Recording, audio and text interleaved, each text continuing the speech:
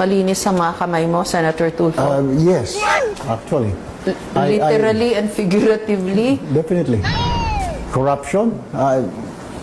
Wala po ako mga reklamo, wala po mga kaso laban sa akin ng corruption issues. Sa Monday, magpa-file ako ng libel doon sa mga nagawa ng kwento sa atin na Jessica. A few moments later. Ang properties dahil hindi rin kumpleto ang documents nito at wala raw approval mula sa JIVA.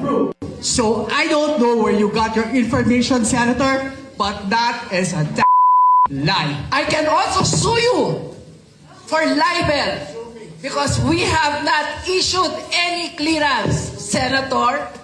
So before you start talking, you make your facts right. Katunayan, maski sila, nagulat daw sa biglaang heads up tungkol sa pagtatayo ng gusali.